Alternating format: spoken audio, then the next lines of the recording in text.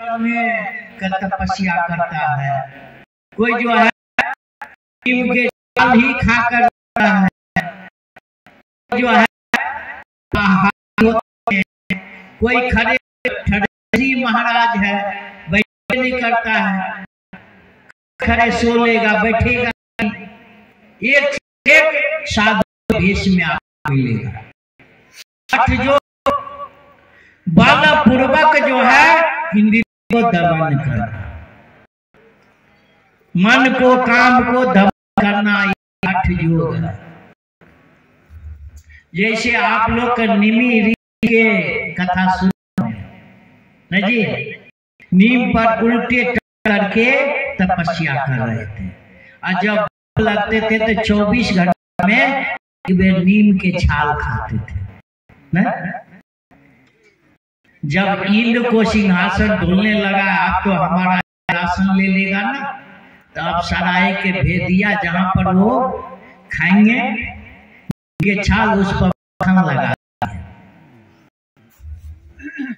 उसको लगाते एक और खाते, अच्छा लगा तो 2 और खाते, और धीरे धीरे शरीर में शक्ति बढ़, इंद्रिय धीरे धीरे, और उन्होंने ऋषि का पतन, अप्सरा ने उनका धर्म नष्ट कर दिया। हमारा ये कैसा है जानते हो ना? विशेष सांप को आप बर्फ के चट्टान पर रख दोगे तो वो काट सकता है, काटेगा? वो हाथ पैर कहीं भी पकड़ो निष्क्रिय हो जाता है ठंडा के मारे, है ना? बर्फ के चट्टान पर दो, वो तो कितनों बड़ा सांप वो कुछ नहीं कर सकता, लेकिन वो बर्फ के चट्टान पर से हटा करके धूप में रख दो, तुरंत वो ऐसा हमारा इंद्रियां है ना। जबरदस्ती हम रोक के रखेंगे, लेकिन बाय चांस यदि हमारा ध्यान हटा, घटना घटा। लेकिन एक है प्रेम योग, धीरे धीरे प्रेम को अपने अंग इंद्रिय को समझा करके बुझा करके प्रेम से ये संसार से हटा करके परमात्मा के तरफ में मोड़ देना, वो है भक्ति योग। तो हम लोग वो भक्ति योग में प्रेम लगना भक्ति में है साजी, इसमें हट नहीं, प्रेम से धीरे धीरे अपने इंद्रिय को परमात्मा में जोड़ दो। प्रहलाद जी ने इस स्वरूप साहब के अंदर में गुण फिराने का पैकरण आता है। कौन कौन है हाथ उठाना, तो कोई नहीं पढ़ना, 1 2 आदमी और कोई नहीं है। वो नहीं पढ़ने महाराज जी, हम लोग नहीं पढ़ने। तो गुण फिराने का पैकरण है, इसमें आंख कान को, मन को, बुद्धि को, सारे अंग को उसमें जो है समझा के कार करके डांट के कार के परमात्मा की तरफ में लगाए। बीतक में आता है उतारता आहार घटाई और पैसा भर दो।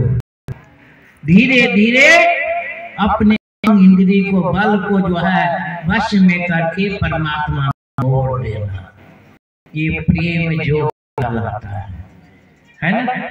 तो पहले से एक ज्ञान योग, एक कर्म योग की बातें था, और तीसरा जो है ये भक्ति प्रेम जो प्रेम लक्षणा भक्ति, ये 10वां प्रेम लक्षणा भक्ति है। इसके विषय में कहते हैं पौधा से नादे कहो 14 भुवन में ना कहाँ पाए वसत गोप का सुख व्यास श्रीमद भागवत में प्रेम न गुण पास वसत ब्रह्म सृष्टि जो स्वरूप खेले ब्रज, है ना। ब्रह्म सृष्टि वो धाम की वासी ये संसार के अंदर में प्रेम की बातें लाए, नहीं तो प्रेम कहाँ, ईश्वरीय भक्त तपस्या किए, किसी को वरदान दिया ताकि वरदान मांगो, उन्होंने कहा कि हम ये चाहिए, तथास्तु।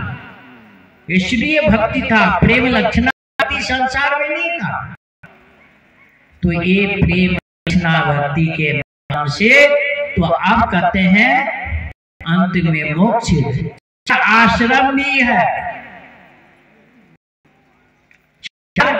आश्रम में सबसे पहले है ब्रह्मचर्य आश्रम, है ना। देखिए हमारा जीवन को कितना सुंदर बनाने के लिए हमारे ऋषि महर्षि कितना सुंदर परमात्मा ने किया। सबसे पहला काम है ब्रह्मचर्य आश्रम। पहले ब्रह्मचर्य को पालन करो और ज्ञान शक्ति अर्जित करो, और जब ज्ञान शक्ति अर्जित करने के बाद में गृहस्थ आश्रम में प्रवेश, समझ गए। गृहस्थ आश्रम में जाओगे तो तुम्हारे अंग इंद्रिय शरीर के बल, मन के बल, बल शक्ति होता है ना। बोलो सतगुरु महाराज।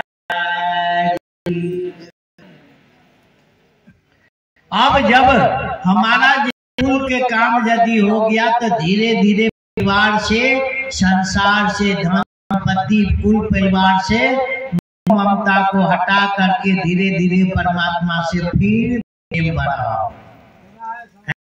वो वानप्रस्थ आश्रम कहलाते हैं, जिसके विषय में महात्मा प्राणनाथ जी कहा, जल में नहाइए, कोरे रहिए, जागिए माहे स्वर्ण। घर में रहो लेकिन घर तुम्हारे अंदर में ना, जल में नहाओ लेकिन भीगे ना। इसी तरह से गृहस्थी में रहो, घर परिवार में रहो, लेकिन नाव के अंदर में पानी आएगा तो नाव डूबेगा, लेकिन नाव पानी में रहेगा तो हजारों पार कर देगा। इसी तरह से जल में नहाओ रहिए, इस तरह से वानप्रस्थ आश्रम, है ना। अब ये संसार में आए हैं, संसार की अनुभव करना जरूरी है। और ये शादी की प्रथा भी चला है ना, खाली जो है ना दर्जन के दर्जन बच्चे पैदा करने के लिए शादी नहीं होता।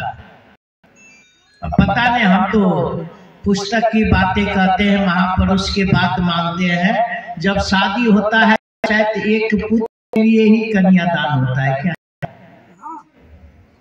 मंत्र आए होंगे आप लोगों को तो याद होगा ना, नहीं याद है क्या विनोद जी? वो तो वही। बोलो सतगुरु महाराज, है ना। एक पुत्र के लिए, वंश चलाने के लिए, एक पुत्र के लिए ही संकल्प कन्यादान। वो कहते हैं एक पुत्र के लिए, काहे कि काम भी जैसे परमात्मा है ना, वैसे ही काम वासना भी विस्तार होने चाहते हैं। तो वो काम वासना को कंट्रोल करके एक ही पात्र में लेके उसको बस में करने का तरीका एक शादी है। शादी किस लिए?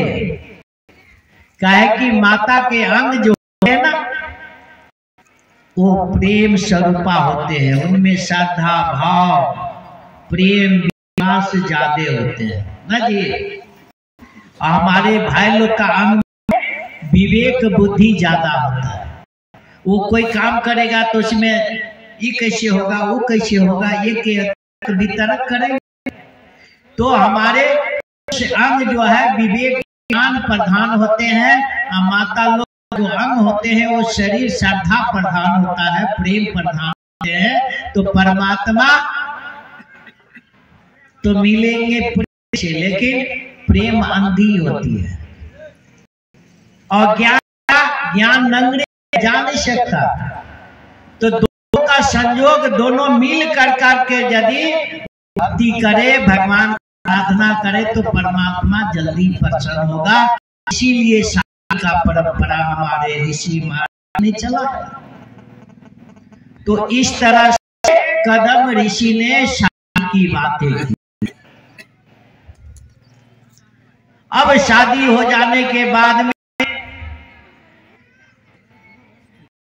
वैसे ही बहुत दिन बीत गया, सेवा कर रही है देहोती, एकदम कांटे कांटे हो गया है, सेवा कर रही है।